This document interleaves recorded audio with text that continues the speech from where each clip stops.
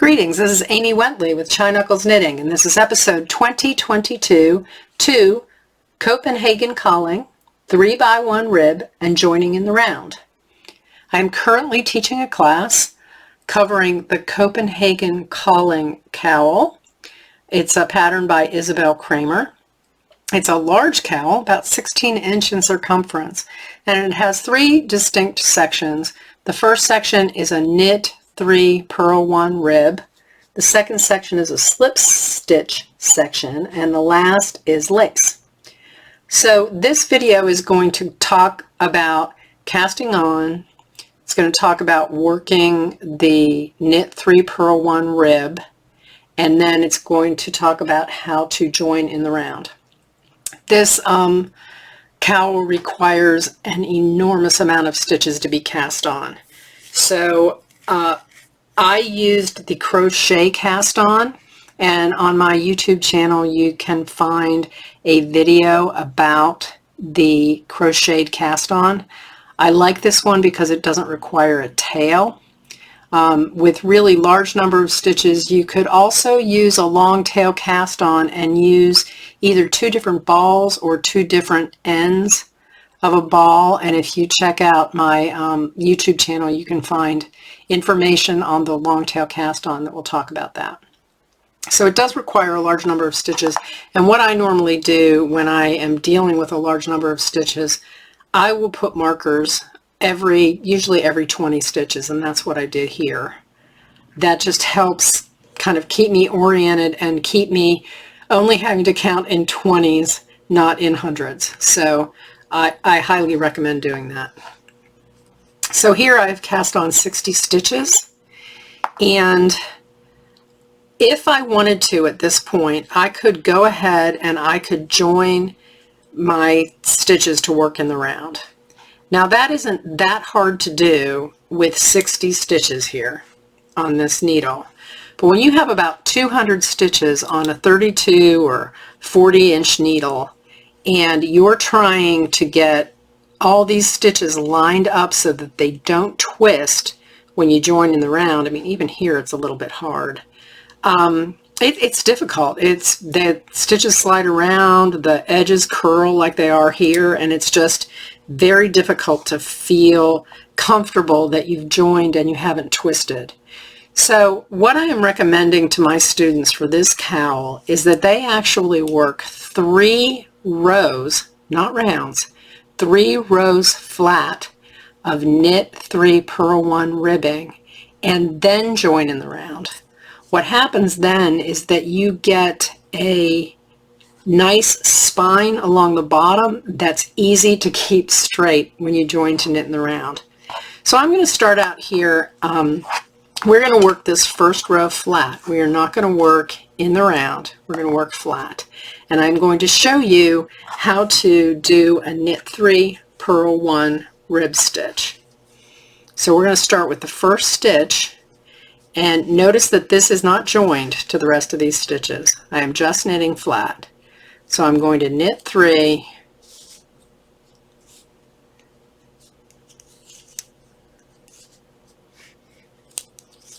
and then I move my yarn to the front and I purl 1. And I'll get it a little bit closer here for you so that you can just really get a good view of what's going on here. Okay? I'm going to move my yarn to the back, and then I will knit 3,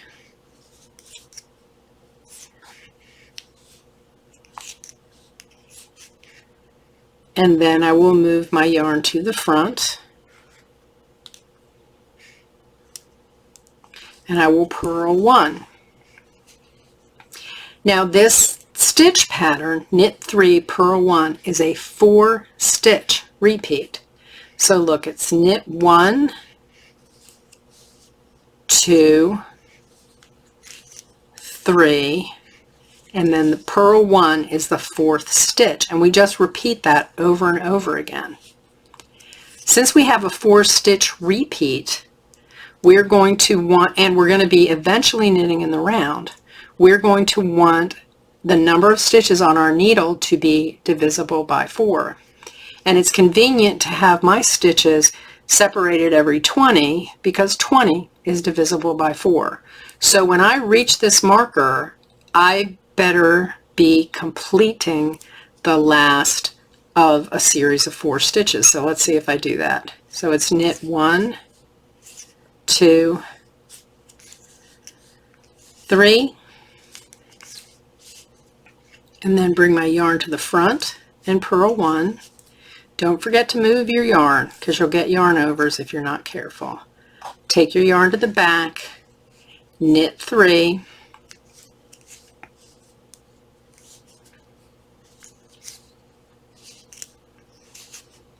and then take your yarn to the front and purl 1.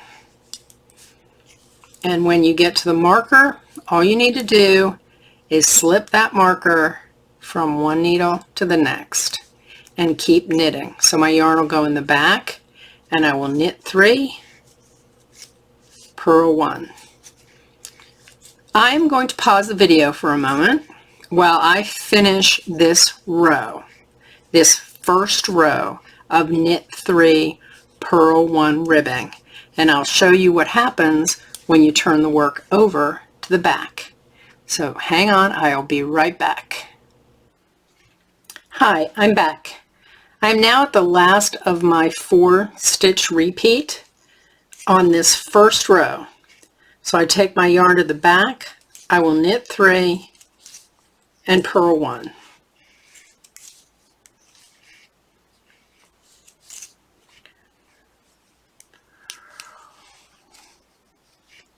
There we go. Okay, so this is what I have now. I finished my first row.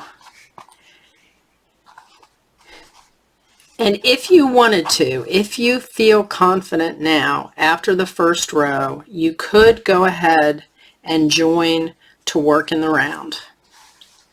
And what you would do would be have your needle with the working yarn be your right hand needle. Make sure that all these stitches are straight and not twisted.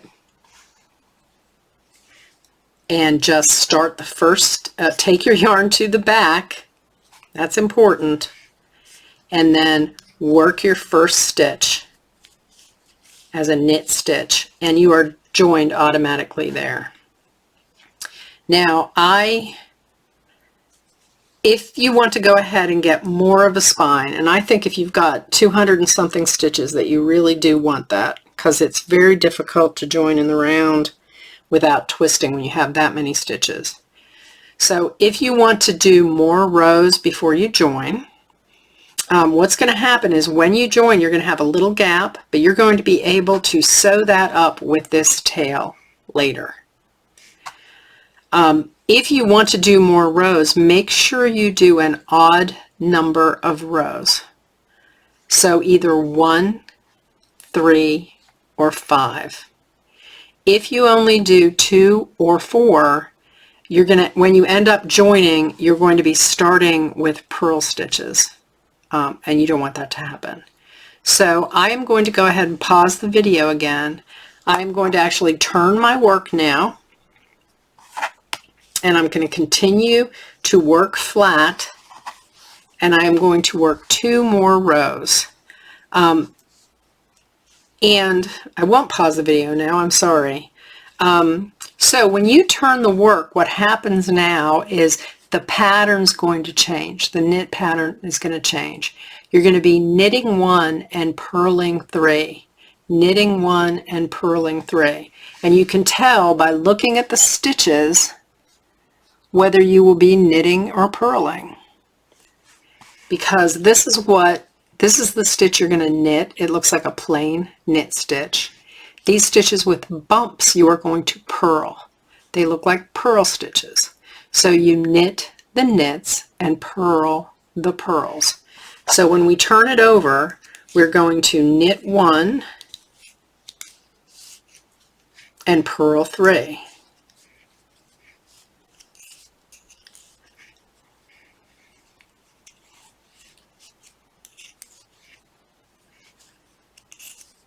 and we're going to knit 1 and purl 3. And I am going to continue doing that. I am actually going to get to the end of the second row, and I will come back to you when I'm ready to start my third flat row. I'll be right back. I'm back, and this is the end of row 2. So I will end with a knit, and I will purl 3, and that will be the end of row 2. So when I get to the end of the row, I'm going to turn my work, and I'm going to start knitting again. And this time, since I am on an odd numbered row, this will be row 3, then I'm going to start with knit 3, purl 1, knit 3, purl 1, and you can see that I will knit the stitches that look like knit stitches, and I will purl the stitch that looks like a purl stitch. So I am going to go ahead and I'm going to work row 3, and then we'll come back and I'll show you how to join the whole thing to work in the round. Hi, I'm back again. I'm at the end of row 3 now, and I'm going to knit 3 and purl 1, and then that will be the end of me knitting flat. We are now going to join to work in the round. So now you have a pretty nice bit of fabric under your needle here, and we're going to want to join with all of these ends pointing down here. What some people will do is they will actually take some of these locking stitch markers and they'll hang them off the bottom, regularly across the whole bottom to make sure that everything is hanging down here. You don't have to do that. That's just a little tip. But as you can see right now, I've got all my fabric, although it's bunched up a little bit, it's straight. Okay, this is what it would look like if it were twisted. Something like this. Notice how the fabric's kind of going through the back and over and all that. You want to make sure everything is all straight and hanging down from the needle. Then the next thing that you're going to want to do is take the needle that has the working yarn attached to your ball and bring it over to your right hand side. So this is in my right hand. I take the other needle in my left hand, and then just check again to make sure all your fabric is pointing down towards you. There's no twisting going on like this. Okay, none of this business. You want to have everything all straight and pointing towards you. Okay, so essentially now you're looking at the back side, not the front, and you can tell it's the back side because it's bumpier. It's got those purl bumps there. So you're looking at the back side, your working yarn and your ball of yarn is in your right hand, and you pick up the other needle in your left hand, and then just bend these in half towards one another, and you are set. If you just do this, now take your right hand needle and put it in the first stitch on your left hand needle up, but before you do that, make sure that your working yarn is in the back. If it's not, you're going to create an extra stitch here when you go to work that first stitch. So make sure your yarn is in the back, insert to knit, and then wrap the yarn and pull it through. And this is going to join the two pieces of fabric. Now on this first round, this join is going to be loose. When you come around again, you'll probably see a good loose piece of yarn between these two stitches. But when you keep going, that's going to tighten up. And then when you are done with your project, you are going to take this piece, this tail, this piece of yarn. So when you cast on, make sure you got a good tail there. And you are going to sew these two flaps together, and no one will be able to see that you had that flap there. So now you're just going to start working in the round. If you want to, let me take this marker off here because I need it now. If you want to, or you should, I guess really, you should mark your beginning of the round. So I'm just going to move this first stitch over. I'm going to put a stitch marker there and move the stitch back and tighten it up. So that's my beginning of round marker. Sometimes they'll call it the end of round marker. It's the same thing. So that's knit 1, and this will be knit 2, knit 3, and then bring your yarn to the front and purl 1. And now, since we are working in the round, you are going to continue to knit 3, purl 1 all the way around. And you'll keep doing that until you reach the length that the pattern states for this section. You will not have any purl 3s, knit 1s anymore because you are working in the round and you're just working from the front. You're not working flat and flipping your work over. You're working like this. No? Okay. One other point is if you, let's say you put your work down.